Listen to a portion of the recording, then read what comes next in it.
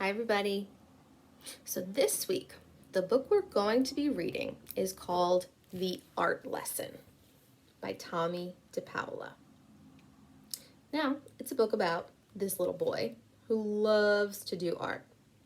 But I have to tell you a secret. This little boy is actually the author of the story.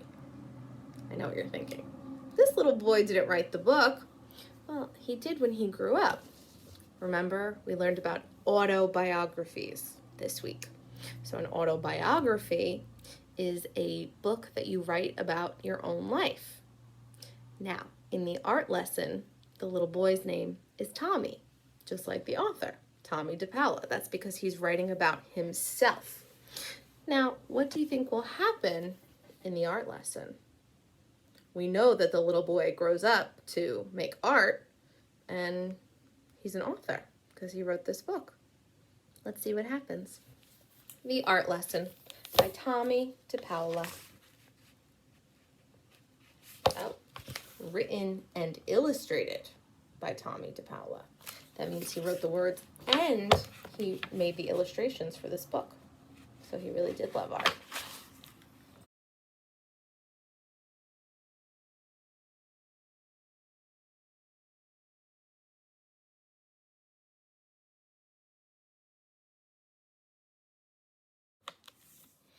Tomie knew he wanted to be an artist when he grew up. He drew pictures everywhere he went. It was his favorite thing to do. Oh, where is he drawing pictures? On the sidewalk and on paper.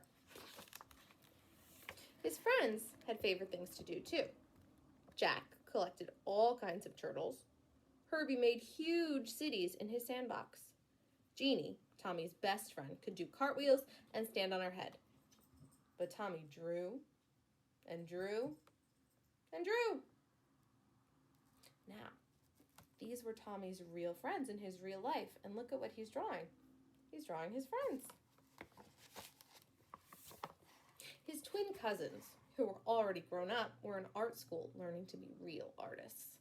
They told him not to copy and to practice, practice, practice. So he did. Tomie put his pictures up on the walls of his half of the bedroom.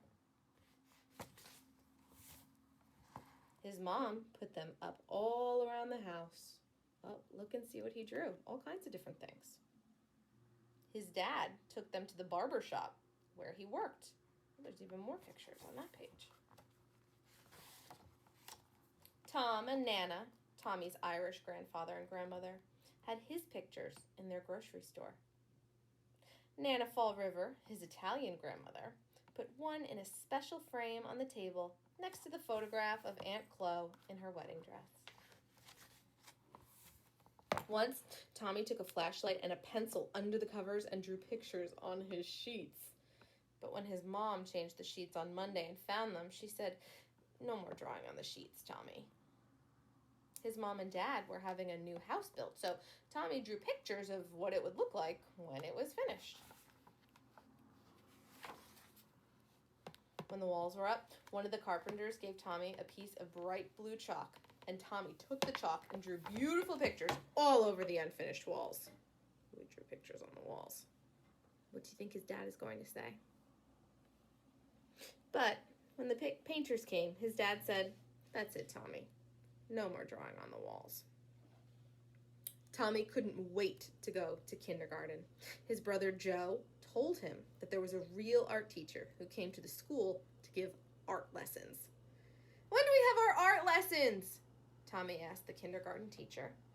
"Oh, you won't have your art lessons until next year," said Miss Bird. "But we are going to paint pictures tomorrow." It wasn't much fun. The paint was awful, and the paper got all wrinkly. Miss Bird made the paint by pouring different colored powders into different jars and mixing them with water. The paint didn't stick to the paper very well, and it cracked. If it was windy when Tomie carried his picture home, the paint blew right off the paper. "At least you get more than one piece of paper in kindergarten," his brother Joe said. "When the art teacher comes, you only get one piece." "Oh, look at Tommie's picture. All the paint is blowing right off." How do you think he felt when that happened? Not happy. Tomie knew that the art teacher came to the school every other Wednesday. He could tell that she was an artist because she wore a blue smock over her dress and she always carried a big box of thick colored chalks. Once, Tomie and Jeannie looked at the drawings that were hung up in the hallway. They were done by the first graders. "Your pictures are much better," Jeannie told Tomie. "Next year, when we have real art lessons, you'll be the best one." Tomie could hardly wait. He practiced all summer. Then, on his birthday, which was right after school began, his mom and dad gave him a box of 64 Crayola crayons. Regular boxes of crayons had red, orange, yellow, green, blue, violet, brown, and black, but this box had so many other colors: blue-violet, turquoise, red-orange, pink, and even gold, silver, and copper. "Class," said Miss Landers, the first grade teacher, "next month the art teacher will come to our room, so on Monday, instead of singing, we will practice using our crayons." On Monday, Tomie brought his 64 crayons to school. Miss Landers was not pleased. "Everyone must use the same crayons," she said. "School crayons." School crayons had only the same old 8 colors. As Miss Landers passed them out to the class, she said, "These crayons are school property, so do not break them, peel off the paper, or wear down the points." "How am I supposed to practice being an artist with school crayons?" Tomie asked Jack and Herbie. "That's enough, Tomie," Miss Landers said, "and I want you to take those birthday crayons home with you and leave them there." And Joe was right. They only got one piece of paper. Do you notice anything on the walls in Tommie's room? It's his drawings. Finally, the day of the art lesson came. Tomie could hardly sleep that night. The next morning, he hid the box of 64 crayons under his sweater and went off to school. He was ready. The classroom door opened and in walked the art teacher. Miss Landers said, "Class, this is Mrs. Bowers, the art teacher. Patty, who is our paper monitor this week, will give out one piece of paper to each of you. And remember, don't ruin it because it's the only piece you'll get. Now pay attention to Mrs. Bowers." "Class," Mrs. Bowers began, "because Thanksgiving is not too far away, we will learn how to draw a pilgrim man, a pilgrim woman, and a turkey. Watch carefully and copy me." Copy? Copy?